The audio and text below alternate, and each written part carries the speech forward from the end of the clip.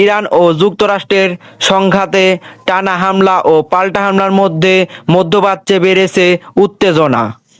আসসালামু আলাইকুম, স্বাগতম আরএলএস টিভিতে। মধ্যপ্রাচ্যে আবারও বেড়েছে যুদ্ধের উত্তেজনা। যুক্তরাষ্ট্রের টানা হামলার পর ইরানও পাল্টা ক্ষেপণাস্ত্র ও ড্রোন হামলার চালানোর দাবি করেছে। ইরানের বিভিন্ন সেতু, রেল স্টেশন, বিমানবন্দর এবং সামরিক স্থাপনা লক্ষ্য করে হামলা চালানোর খবর এসেছে।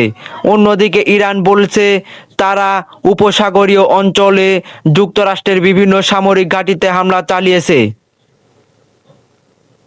মার্কিন সামরিক বাহিনীর সেন্ট্রাল কমান্ড বা সেন্টকম জানিয়েছেন গত বৃহস্পতিবার রাতেও তারা ইরানের বিভিন্ন স্থানে অভিযান চালিয়েছে। এটি ছিল টানা ষষ্ঠ রাতের হামলা।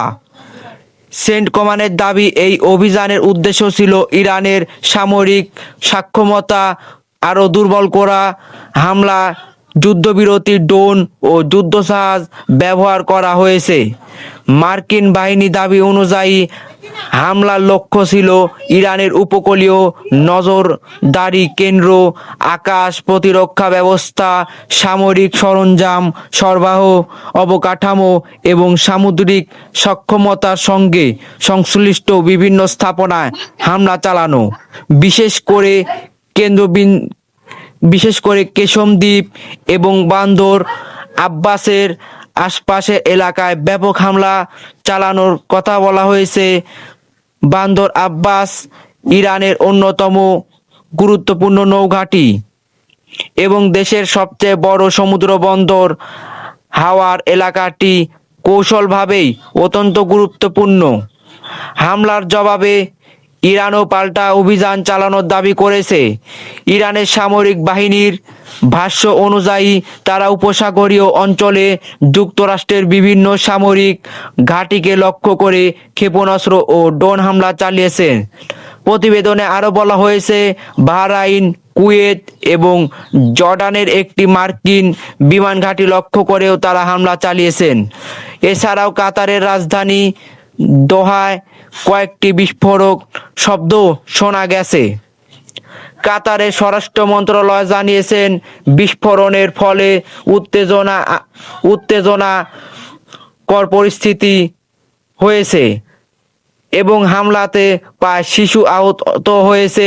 তবে বিস্ফোরণের বিস্তারিত কারণ বা ক্ষয়ক্ষতির পরিমাণ আনুষ্ঠানিকভাবে জানানো হয়নি।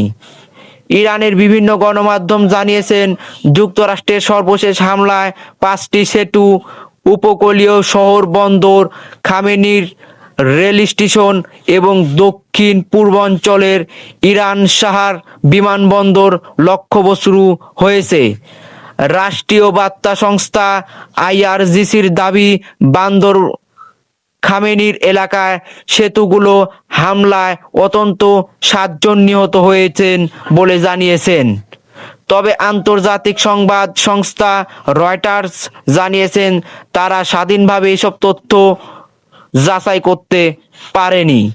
এ কারণে নিহতের সংখ্যা এবং ক্ষয়ক্ষতির প্রকৃত রূপ এখনো নিশ্চিত করে তথ্য পাওয়া যায়নি।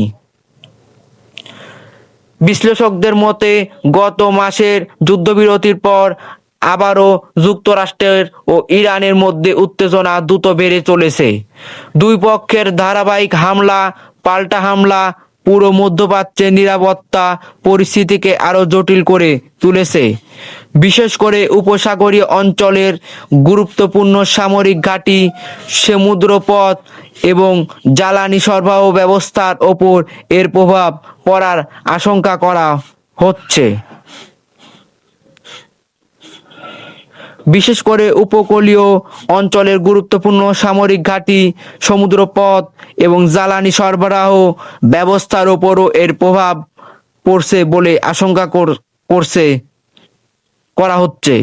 আন্তর্জাতিক মহল পরিস্থিতি নিবিড়ভাবে পর্যবেক্ষণ করছেন। একই সঙ্গে সংঘাত আরও বিস্তৃত না করার জন্য কূটনৈতিক উদ্যোক্তাদের আহ্বান জানানো হয়েছে। এখন পর্যন্ত পাওয়া তথ্য অনুযায়ী উভয় পক্ষই নিজেদের অভিযান চালিয়ে যাওয়ার ইঙ্গিত দিয়েছে।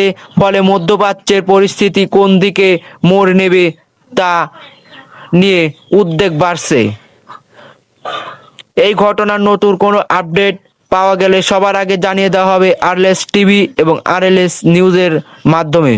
ভিডিওটি ভালো লাগলে অবশ্যই লাইক করুন, আপনার মতামত কমেন্টে জানান এবং আমাদের পাশে থাকুন। ধন্যবাদ।